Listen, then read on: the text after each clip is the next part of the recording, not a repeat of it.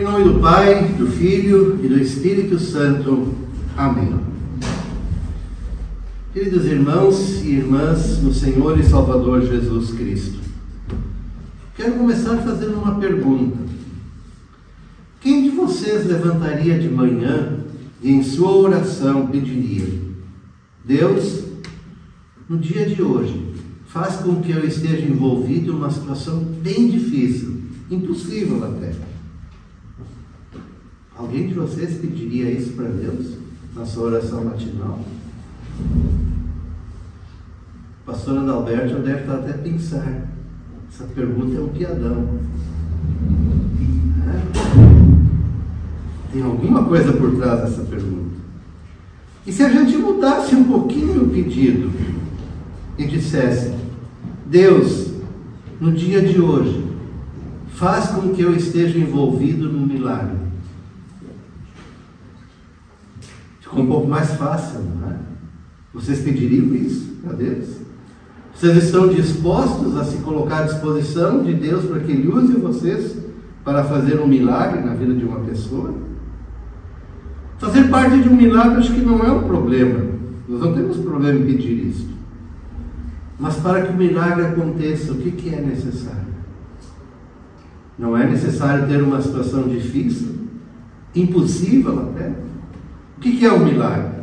É uma ação direta de Deus numa situação em que o ser humano não tem como resolver. Uma situação difícil, às vezes impossível. Aí Deus age e faz o milagre. Por isso os dois pedidos não são nada diferentes. Se eu quero fazer parte de um milagre, eu vou precisar enfrentar uma situação difícil. E nós passamos por situações difíceis em nossa vida. E muitas vezes é fácil desistir daquilo que queremos, daquilo que planejamos, diante das primeiras dificuldades. E por isso é que eu gostaria de convidar vocês a olharem para uma história muito familiar. A história que está em Lucas, no capítulo 5, versículos 17 a 26. Página 1475 da Bíblia. Página 1475, Lucas 5, versículos 17 a 26. Que é a história de Jesus curando um paralítico, fazendo um milagre. E creio que nessa história nós temos um exemplo de pessoas iguais a nós, com um objetivo a ser cumprido, mesmo que seja necessário muita persistência. Eles não desistiram diante das dificuldades até alcançar o que queriam. O Evangelho nos mostra pessoas que enfrentaram as dificuldades para participar do milagre, fazendo todo o possível para colocar um amigo em contato com Jesus. Veja os versículos, do início do texto, versículos 17 e 18. E aconteceu que num daqueles dias, Jesus estava ensinando, e achavam-se ali assentados fariseus e mestres da lei, vindos de todas as aldeias da Galileia, da Judéia e de Jerusalém. E o poder do Senhor estava com ele para curar. Vieram então alguns homens trazendo um paralítico deitado num leito. Eles procuravam levá-lo para dentro e colocá-lo diante de Jesus. Bom, eu não tinha a menor ideia de quem eram esses homens, nem quantos eram. Normalmente a gente pensa em 4 homens, né, para carregar um leito. O ideal é que tenha 4 pessoas para carregar. Tá? Vamos chamá-los 4 de Cafarnaum, que ajudaram aquele amigo a ficar na frente de Jesus. A gente não sabe o nome deles, mas poderíamos defini-los como pessoas que pensavam de uma forma misericordiosa, de uma forma missionária. Não eram Pedro, André, Tiago, João, um dos 12, tá? Não eram do grupo dos 12 discípulos de Jesus. Eram homens comuns, homens do povão. Não tinham ido ao seminário para estudar teologia. Provavelmente não ficaram tanto tempo com Jesus como aqueles 12 que andaram 3 anos com Jesus. Mas eles entenderam que Jesus podia fazer a diferença na vida de um amigo que era paralítico. Tudo que sei é que eles acreditavam que Jesus tinha algo a fazer, algo a oferecer a este homem. E que eles podiam ajudar o amigo ao fazer essa conexão entre o paralítico e Jesus. Acreditavam que valia a pena o esforço de levar o paralítico até Jesus. Sabiam que precisavam dar um jeito, fazer o que fosse necessário para que ele ficasse diante de Jesus.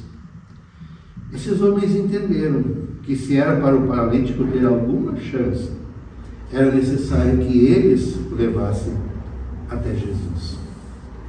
É interessante que isso está bem dentro do que a Escritura ensina sobre a maneira de chegarmos até Deus. O ser humano não tem como ir sozinho a Jesus e crer nele por conta própria. Lembram do Catecismo Menor, a explicação do 3º artigo do Credo Apostólico? Lutero escreveu assim, e nós estudamos isso: creio que por minha própria razão ou força não posso crer em Jesus Cristo, meu Senhor, mas o Espírito Santo me chamou pelo Evangelho. Não podemos crer por conta própria. Não podemos crer sem a ação do Espírito Santo. Só que, para que o Espírito Santo possa agir, alguém precisa nos anunciar a palavra de Deus. Alguém precisa nos falar de Jesus. Ou alguém precisa escrever a Bíblia. E nós temos que ter acesso a essa Escritura Sagrada. Precisamos que alguém que nos anuncie a palavra, que nos dê o batismo, que nos dê o pão e o vinho, para que por esses meios da graça o Espírito Santo atue para dar e para manter a fé. Alguém precisa nos conectar com Jesus, nos levar a Ele, ou trazer Jesus até nós, para que possamos crer. E aqueles amigos fizeram de tudo para que o paralítico pudesse ouvir a palavra de Jesus. Vejam o versículo 19. E não encontrando uma forma de fazer isso por causa da multidão, subiram ao telhado, e por entre as telhas desceram o paralítico no seu leito, deixando-o no meio das pessoas diante de Jesus. A primeira coisa que vemos é que aqueles homens cuidaram do paralítico, se preocuparam com ele. Conectar pessoas a Jesus começa justamente quando cuidamos das pessoas. Não pensar que eu vou fazer missão, agora eu tenho um projeto de fazer missão e o mais importante é o meu projeto. Não, o mais importante sempre são as pessoas. Não ver as pessoas como um alvo, mas ver as pessoas como pessoas criadas por Deus, que Deus ama e que Deus quer salvar. Começa por isso com saber que todas as pessoas são importantes para Deus. O Senhor chamou aqueles 4 e nos chamou também para nos preocuparmos com as pessoas e percebermos quais são as necessidades que os outros têm, quais são as feridas que carregam, quais são as dificuldades que a pessoa está enfrentando em sua vida. Aqueles homens se preocuparam com um amigo que era incapaz de andar, que sozinho não podia ir até Jesus. Quais são as necessidades das pessoas ao nosso redor, com quem nós convivemos em nosso dia a dia? Como podemos ajudá-las? Em segundo lugar, para conectar pessoas a Jesus, é necessário arriscar. É necessário ter criatividade como aqueles homens tiveram. Eles fizeram o que foi necessário para chegar até Jesus. Sim, nós sabemos que apenas Deus e o Espírito Santo pode converter o coração. Mas nós somos aqueles que podem conectar Jesus com as pessoas. E às vezes precisamos ser criativos para isso. Aproveitar as oportunidades que Deus coloca à nossa frente, para, por meio das necessidades que as pessoas têm, anunciarmos a boa notícia da salvação. A pergunta é: quanto tempo, quanta energia, quanto esforço estamos dispostos a investir nisso? Até onde estamos dispostos a ir? Quais riscos estamos dispostos a assumir? O que costumes estamos dispostos a abrir mão, a mudar em nossa vida para trazer pessoas a Jesus? Aqueles 4 de Cafarnaum não foram impedidos pela multidão que encontraram em frente à porta, nem pelo perigo de subir no telhado e fazer o que homens adultos normalmente não fariam. O desafio não os impediu. Seu objetivo estava claro, era levar o paralítico até Jesus. Mesmo que isso significasse subir no telhado.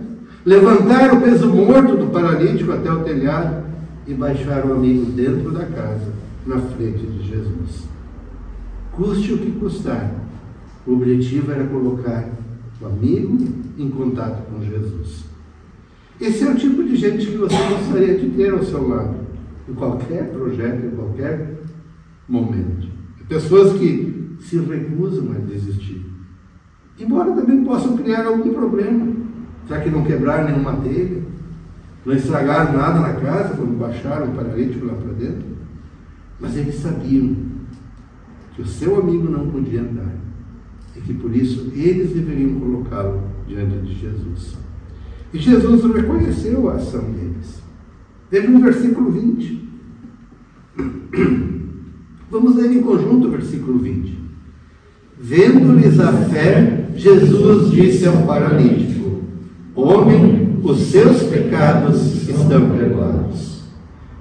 Bom, agora nós chegamos ao principal, ao ponto central do texto, que é a palavra de Jesus. Talvez algumas pessoas achassem que a maior necessidade daquele homem era andar, mas Jesus sabia o que era mais necessário.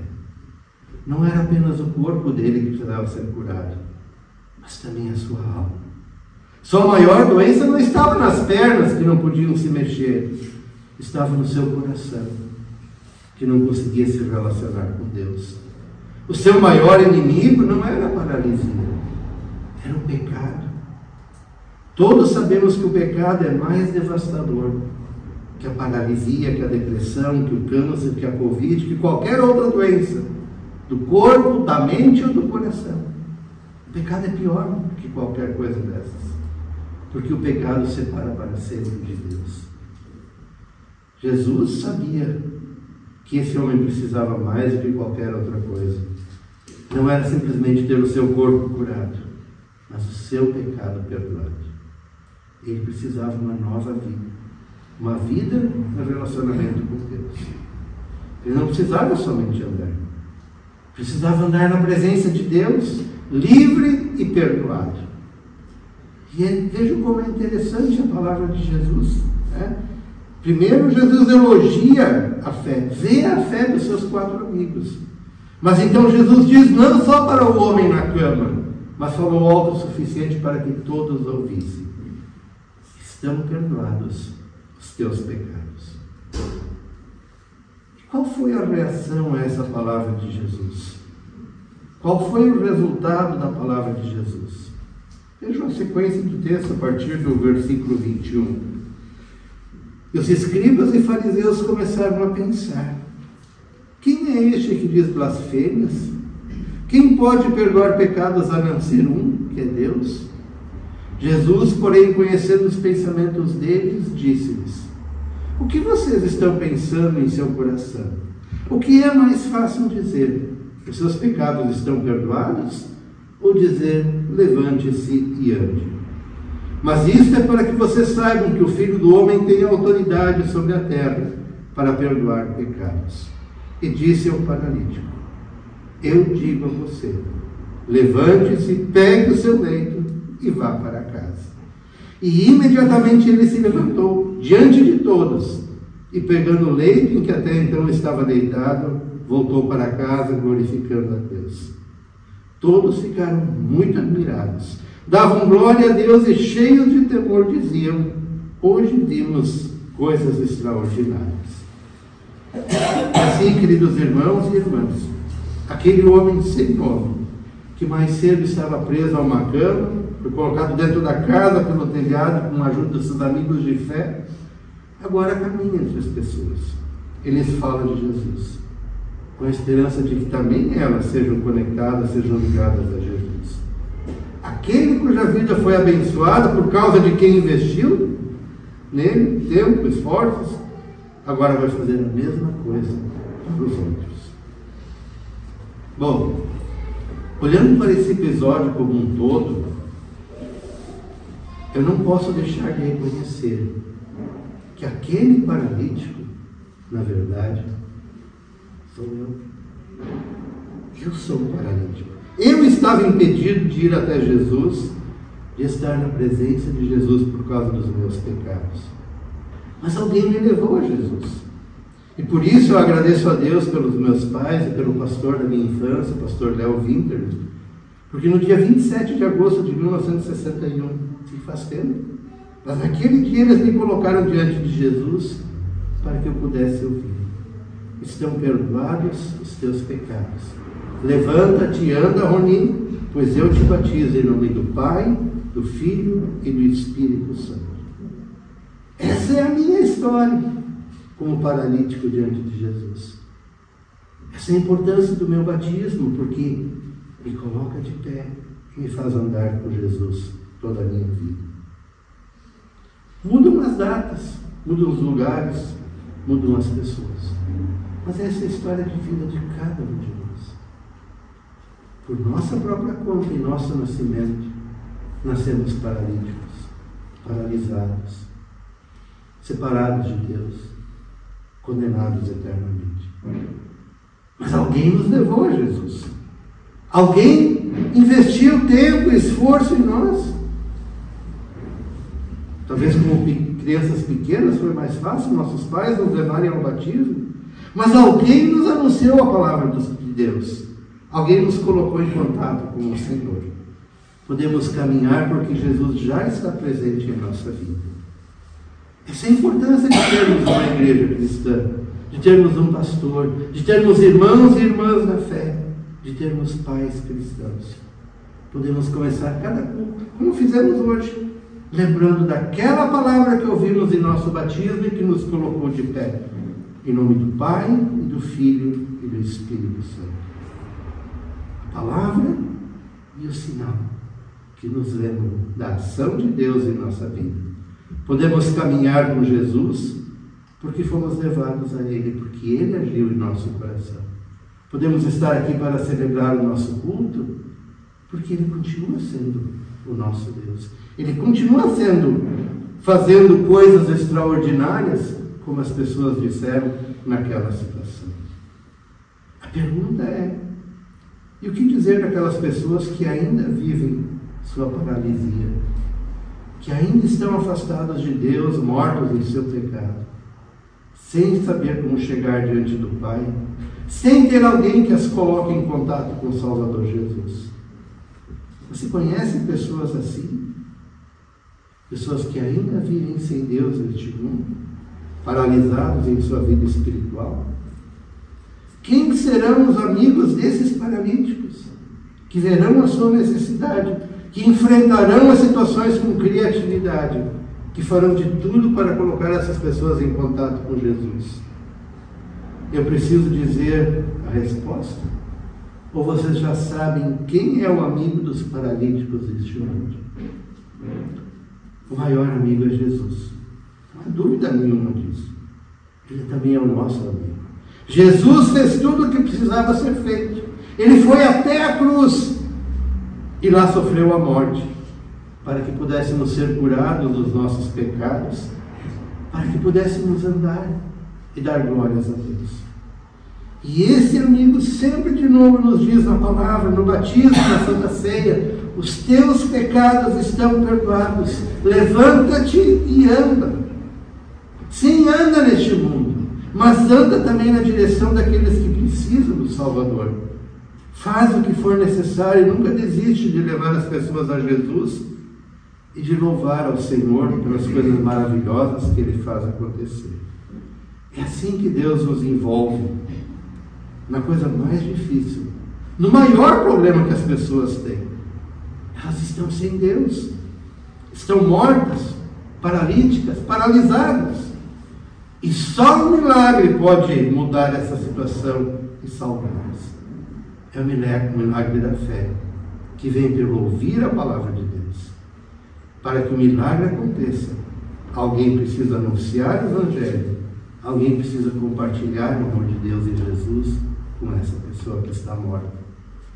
Por isso, é tão importante aquela pergunta que eu fiz no início.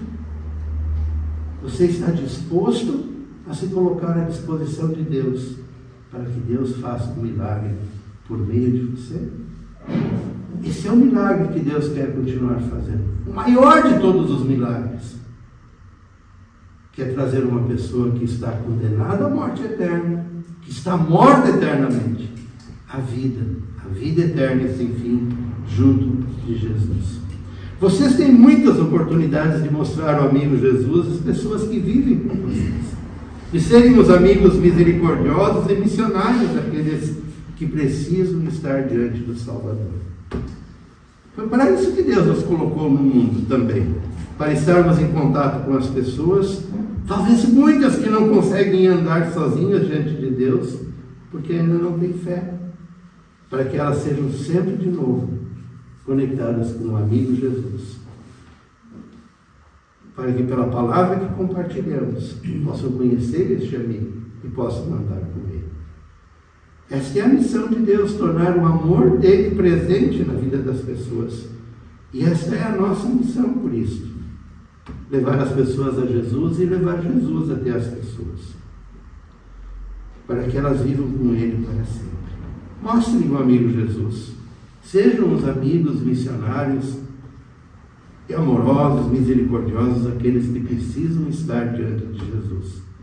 E assim, vocês poderão participar do grande milagre da vida eterna e sem fim, ao ouvir Jesus dizer, para nós e para muitas pessoas, levanta-te e anda. Os teus pecados estão perdoados. Amém. E a paz de Deus, que excede todo o nosso humano entendimento, guarda os nossos corações e as nossas mentes em Cristo Jesus, para a vida eterna. Amém.